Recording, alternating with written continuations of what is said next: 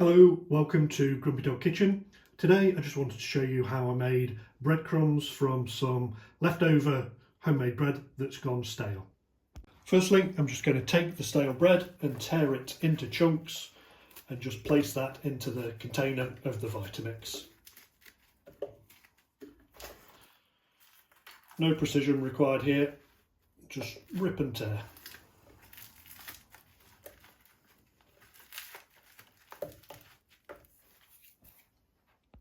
Then it's on with the lid. I'm going to remove the centre cap and just place the tamper in. Just turn the Vitamix on, turn it on slow and then start to blend.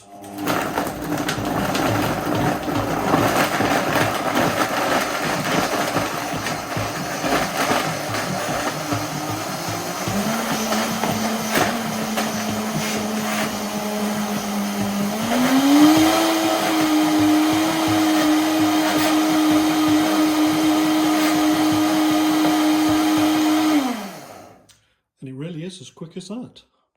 And that should have given us some perfectly formed breadcrumbs.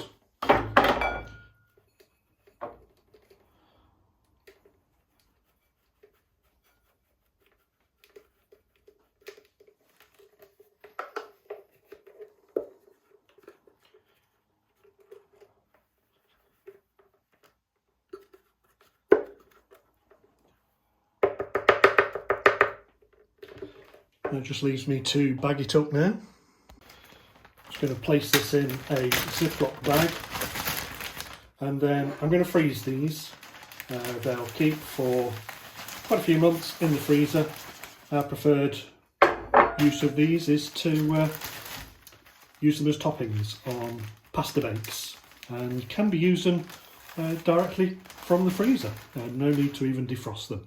Now, I hope you found this helpful. If you have, I'd be ever so grateful if you would consider subscribing to the channel and dropping a like on the video. Until next time, take care.